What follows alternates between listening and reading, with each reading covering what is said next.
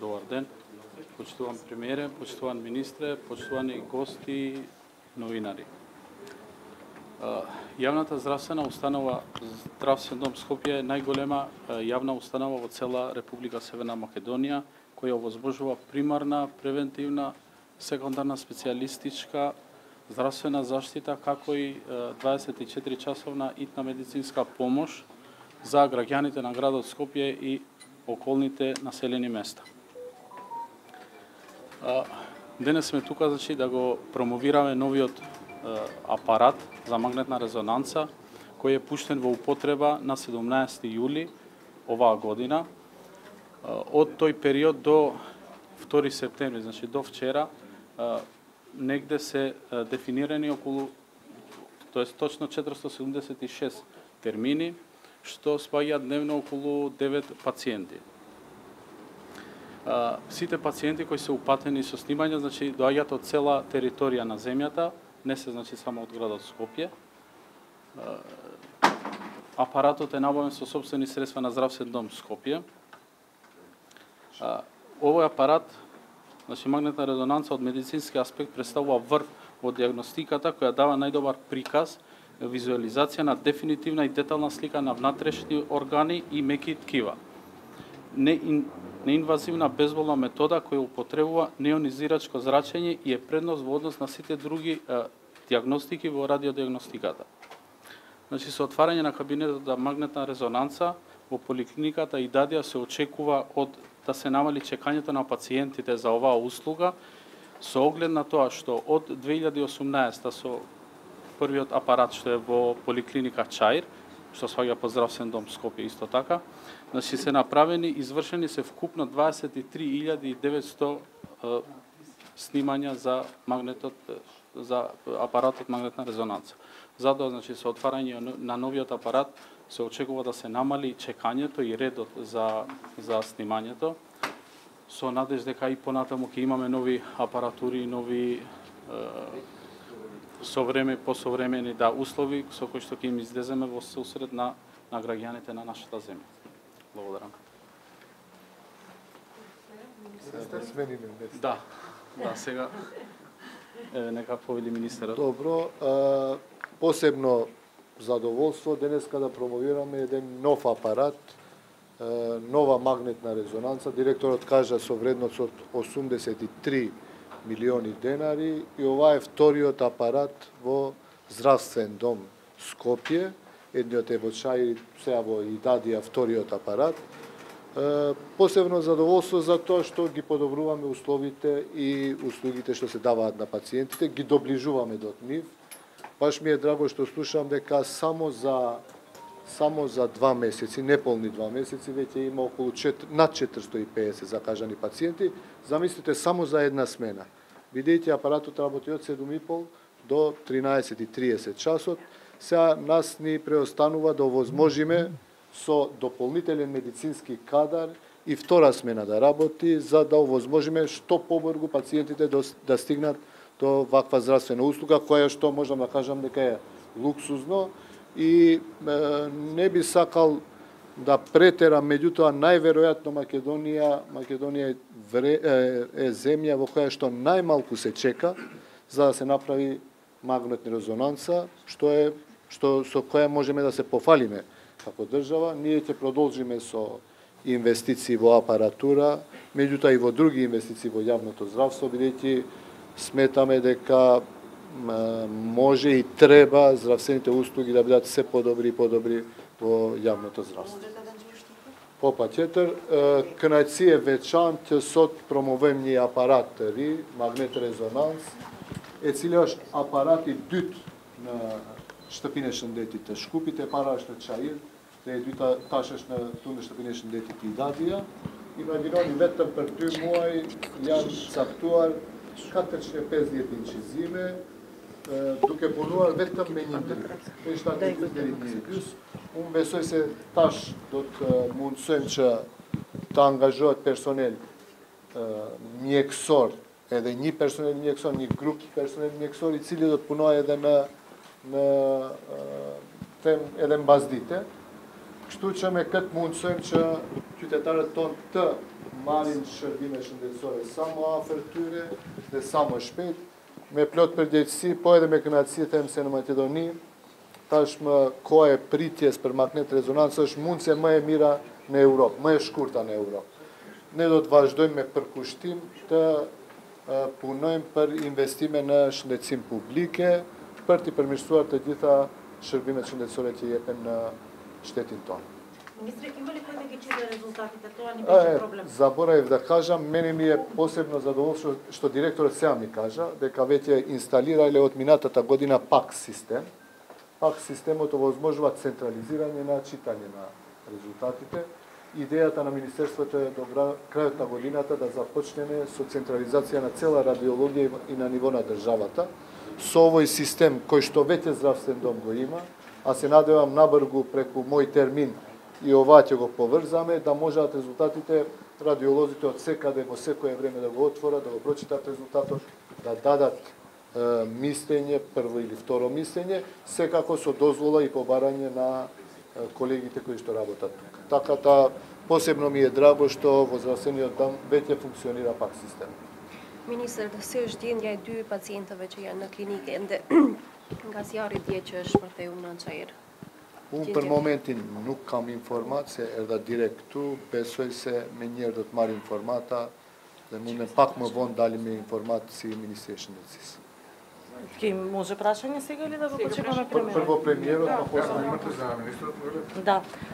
Околу родилката во Куманово, дали сте запознаени со овој случај? секако. Формирана ли е комисија, од кои специјалности? Што Формирана е комисија, комисијата работи, нас ни требаат 8 дена, утре имаме пресконференција 100 дена влада, сигурно ќе имаме и првични информации, чекаме и резултати од обдукцијата и ќе видиме, не би сакал да шпекулирам, не би сакал да имаме дезинформации, затоа ве молам уште неколку дена да причекаме и ќе излеземе со конечен извештај за да кажеме дали има лекарска грешка или нема лекарска грешка. Министре, каква е состојбата на, да речам, затроените од вчерашниот пожар во Чај? Тоа ме праша, ја дојдов директно тука, од гостивар, така да немам информации, меѓутоа, ја сега од тука одам во Министерство и денеска ќе излеземе со известување со точна информација. Вчера лидерот на Дуј Али Ахмети ве повика како коалиција Влен да излезете од владата и да идете во опозиција за да нели му покажете на премиерот Мицкоцки каде му е патот. Така. Господинот Ахмети мислам дека полека се навикнува во опозиција, се надевам дека ќе се навикне и уште подобро, така да мислам дека само треба адаптација, ништо друго.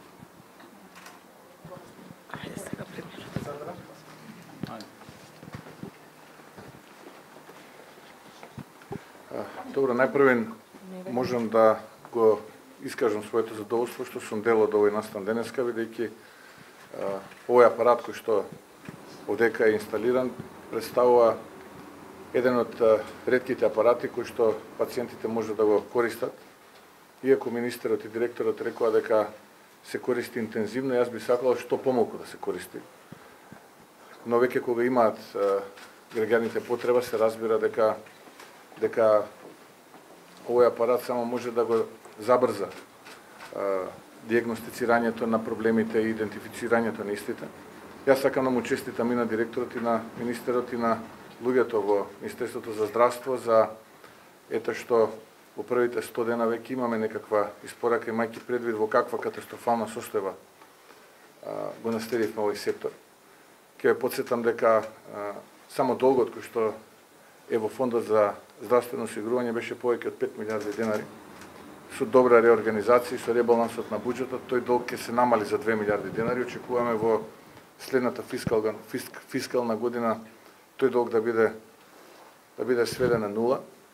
Ќе ја потсетам на законот кој што беше изгласан за здравствена заштита, каде што веќе нема да имаме дуализам во здравството, туку ќе имаме јасна одговорност во установите и во клиниките. Понатаму ќе ја потсетам на она акција за вработување на 600 специјализанти, 300 оваа година, 300 следната, оние кои што ќе пројават интерес, кои што ќе сакаат да се вклучат во јавното здравство и уште многу други работи, како што беше позитивната листа, да, благодарам министар, 9 генерички лекови, нешто што повеќе од деценија и половина, ако не се лажам, имаме пауза кога немаше проширување на позитивната листа, со што се влие позитивно врз пациентите, во стандардот на оние кои што ги користат тие лекови.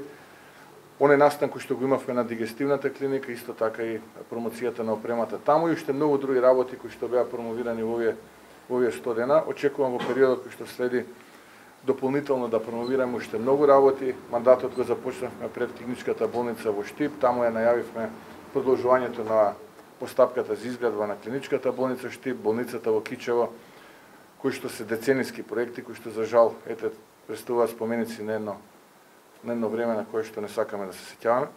Така што мислам дека прилично амбициозно се влезе, проблемите ги има, но проблемите ќе ги решаваме, не треба да бараме изговори, треба да работиме и во периодот кој што следи продолжуваме со несмалена динамика и со несмалено темпо. Уште еднаш честитки за опремата и во тој дух и во таа насока да се продолжи во периодот кој што следи, бидејќи граѓаните се нашиот главен приоритет и нивните интереси се оние за кои што треба да работиме и кои што треба да ги задоволиме.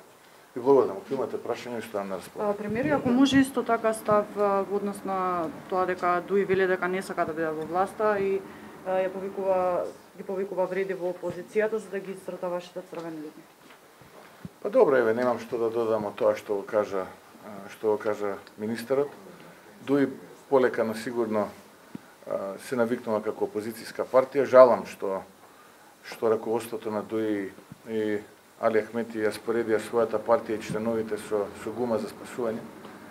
Очекував поголема креативност, но тоа е што е. Ете, им посакувам опозицијски денови во кои што ќе се реформираат, ќе можат да го пронајдат својот програмски идентитет, кадровски да се исто така реформираат со нови свежи кадри, па можеби на некои од следните избори ќе се појават со поинаков пристап од оној кој што го гледавме изминативе повеќе од 20 години, пристап во кој што главна цел беше што повеќе да се украде, главна цел беше што повеќе да се направат пакости на граѓаните.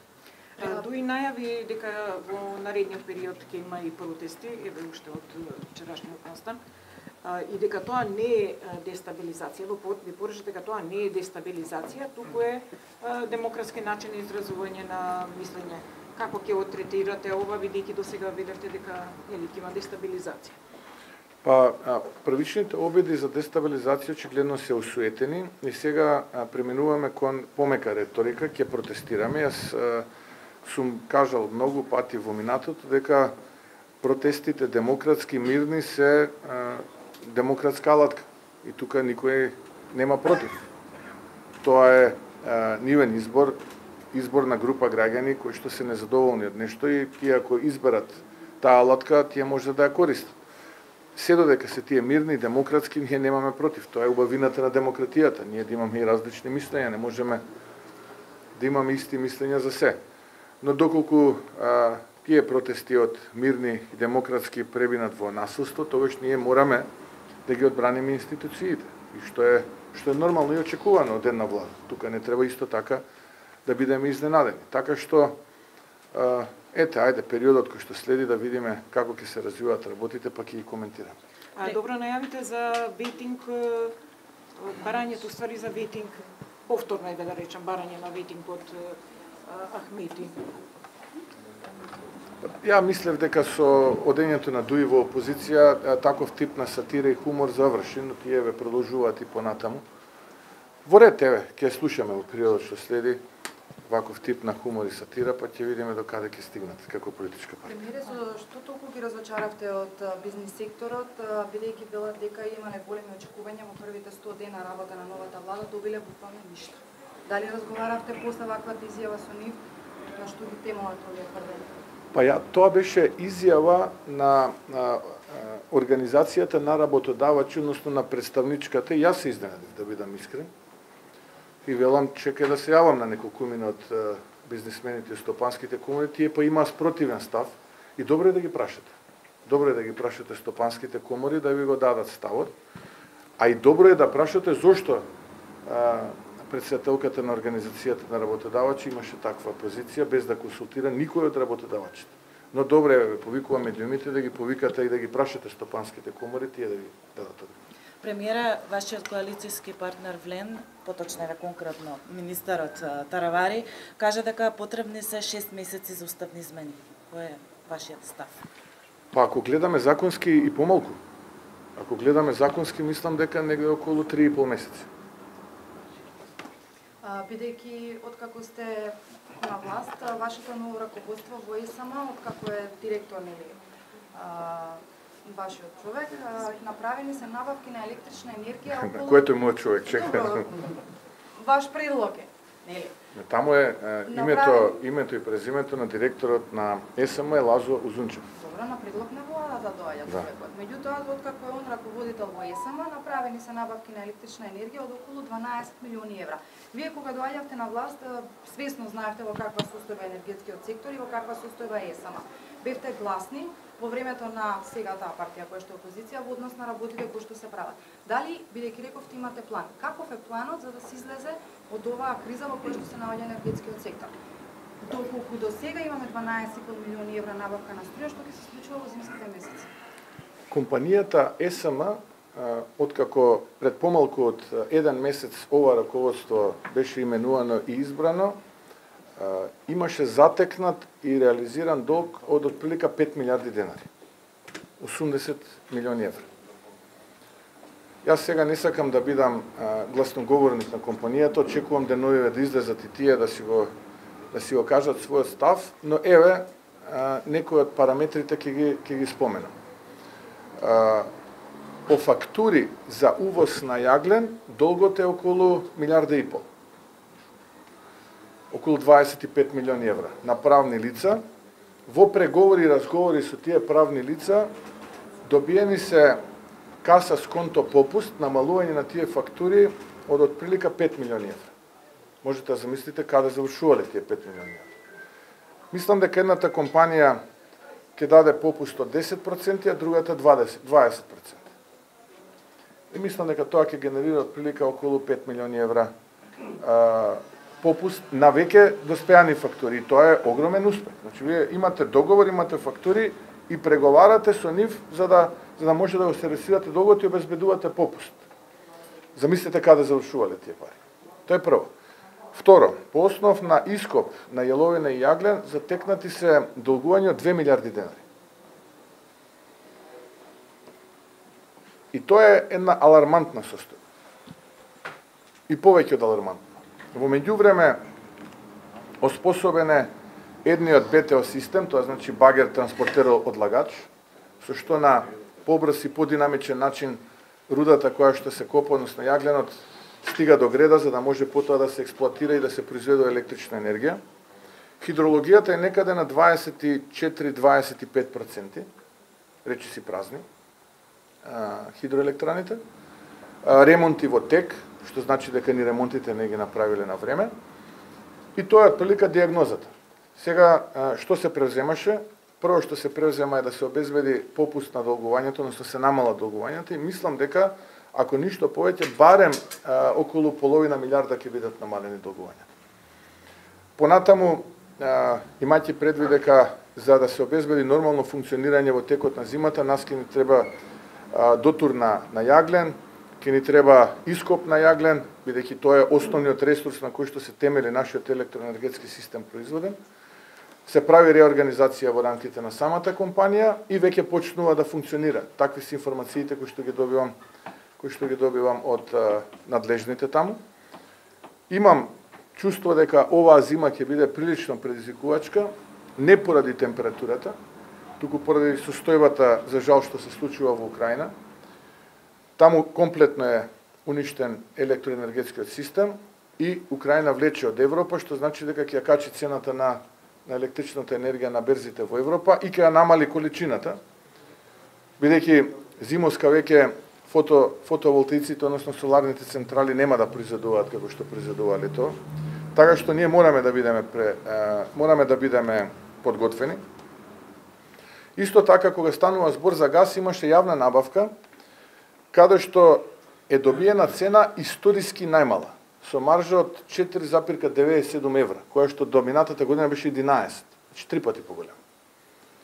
И можам уште многу работи да ви кажувам, но ќе треба да бидам гласноговорник на ИСМ. Се надевам дека и тие ќе излезат деновиве да ви кажат, но бидете сигурни дека прво ќе биде и веќе организирано нормално и тековно работење на компанијата, и второ, одговорност за тоа што се случувало ќе има, но јас како што кажав и на пресконференцијата за 100 дена, естрада и театарот тоа нема да правиме.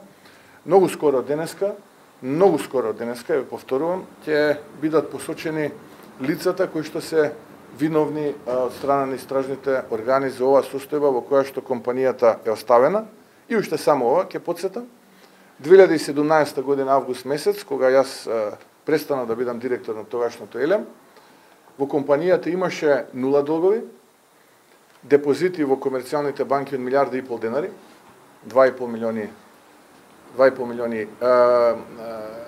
25 милиони евра и некаде околу 480 милиони денари на сметка на компанијата, со исплатена плата за јули и август.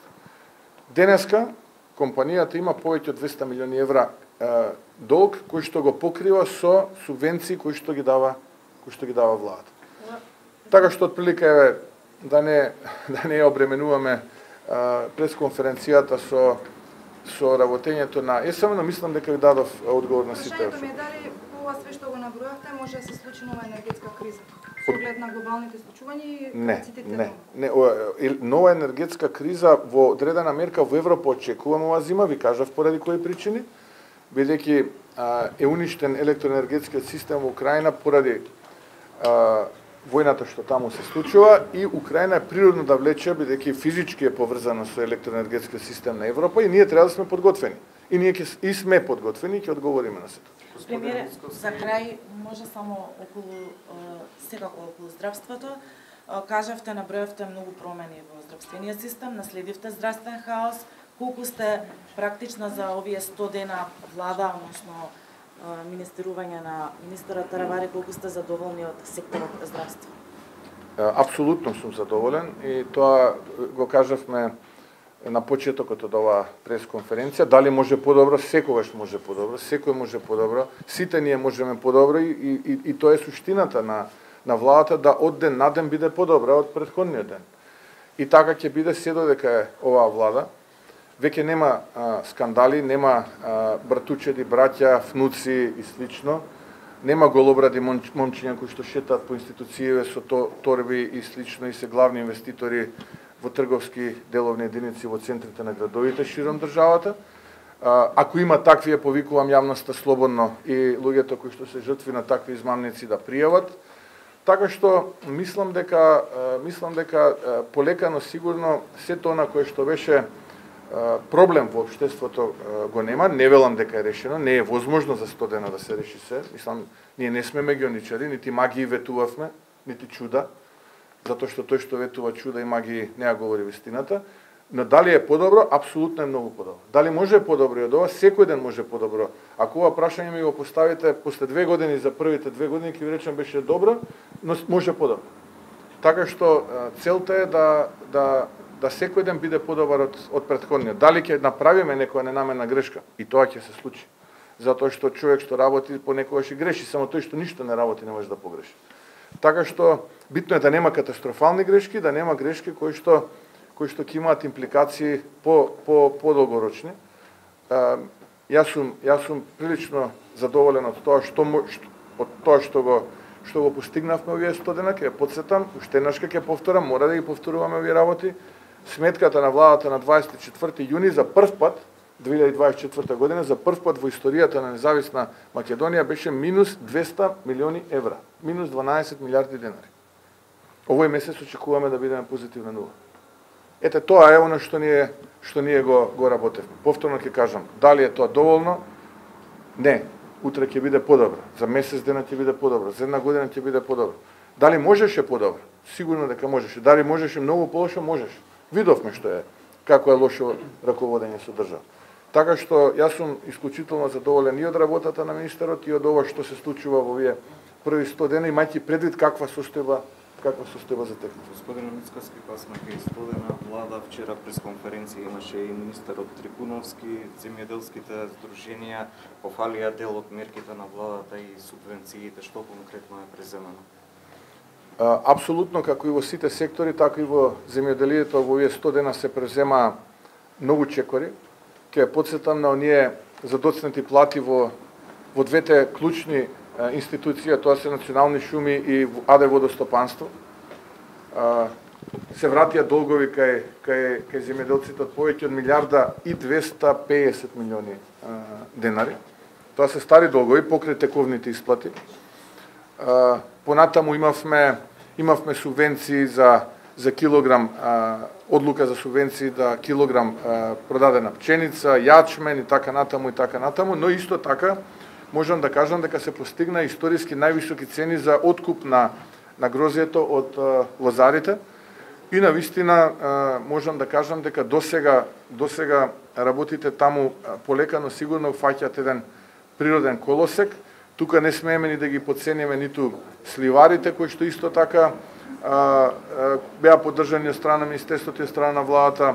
Јаболкарите, видовте, беше таму министерот, разговараше, очекувам исто да биде и со тутунарите. Така што, како и во секој сектор, така и таму се случуваат сериозни промени. Благодарам. Убав ден да имате.